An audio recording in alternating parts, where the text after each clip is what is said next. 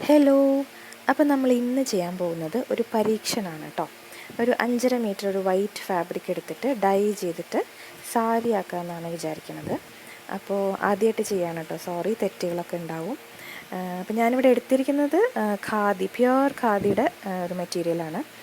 നമുക്ക് പ്യുവറായിട്ടുള്ള ഏത് മെറ്റീരിയലും എടുക്കാം, കോട്ടൺ മൽമലായാലും കുഴപ്പമില്ല.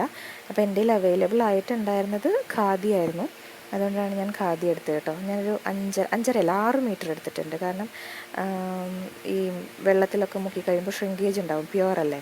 അപ്പോൾ 6 മീറ്റർ എടുത്തിട്ടുണ്ട്.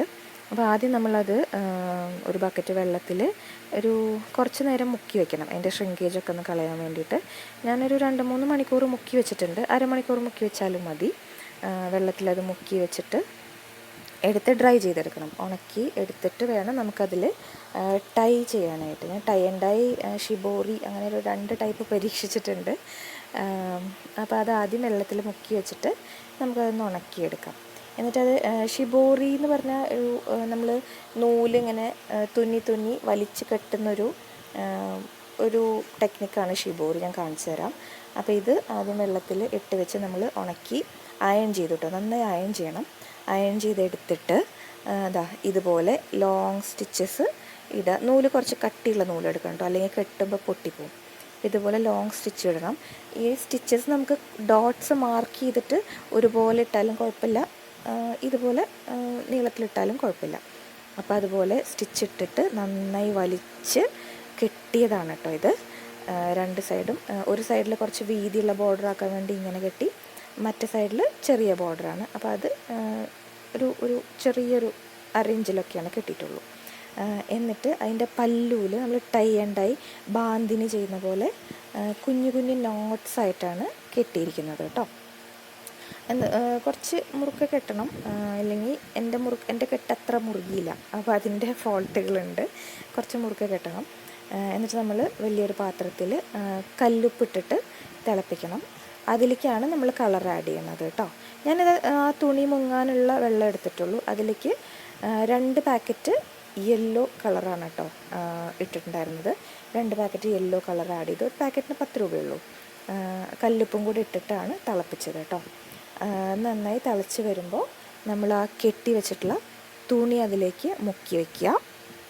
ഒരു അരമണിക്കൂർ നമ്മൾ കൈ ഇടരുത് കേട്ടോ. കയ്യിലാവുന്നത് പൊട്ടയാണ്, അതെല്ലാം നല്ല ചൂടുണ്ടാവും.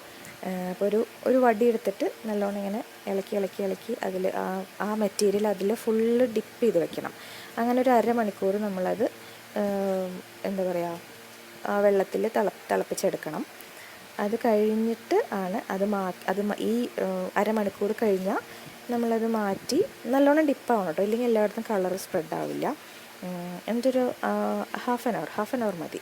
അത് കഴിഞ്ഞ് അത് അടുപ്പത്തു നിന്ന് മാറ്റി വെച്ചിട്ട് ഇത് തണുത്ത വെള്ളത്തിലേക്ക് ട്രാൻസ്ഫർ ചെയ്യണം. ഈ മെറ്റീരിയൽ തണുത്ത വെള്ളത്തിൽ മുക്കി വെച്ച് ഒരു 2-3 വട്ടമൊക്കെ ഒന്ന് കഴുകി എടുത്തു കഴിഞ്ഞാൽ വെയിലത്ത് ഷെയ്ഡിലോ, ഒരുപാട് വെയിലത്തിടരുത്, കളർ ഡിമ്മായി പോവും. ഷെയ്ഡിലിട്ടൊന്ന് ഉണക്കിയെടുത്താൽ മതി. അപ്പോൾ ഇത് ഒരു അരമണിക്കൂർ മുക്കി വയ്ക്കുക. ഇടയ്ക്കൊന്നിങ്ങനെ ഒന്ന് ഇളക്കി കൊടുക്കുക.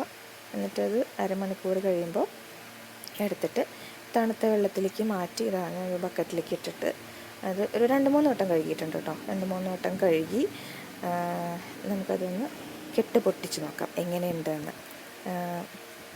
ഇതിലെന്തൊക്കെയോ മിസ്റ്റേക്സൊക്കെ ഉണ്ട്, പക്ഷേ കറക്റ്റ് വേ ഇങ്ങനെയാണോയെന്ന് എനിക്കറിയില്ല. ഇതൊരു പരീക്ഷണം മാത്രമാണ് കേട്ടോ. കെട്ടൊന്ന് പൊട്ടിച്ച് നോക്കുമ്പോൾ ഈ കെട്ടിയോടത്തൊക്കെ വൈറ്റ് ഷെയ്ഡ് ഉണ്ടാവും. ഫുള്ളി അങ്ങോട്ട് സ്പ്രെഡ് ആയിട്ടില്ല, ഷിബോറിയുടെ കറക്റ്റ് മോഡലൊന്നും വന്നിട്ടില്ല, എന്നാലും കുഴപ്പമില്ലാത്തൊരു രൂപത്തിൽ കിട്ടിയിട്ടുണ്ട്. അപ്പോൾ ഇങ്ങനെയാണ് കേട്ടോ നമ്മൾ ഡൈ ചെയ്തെടുക്കുന്നത്.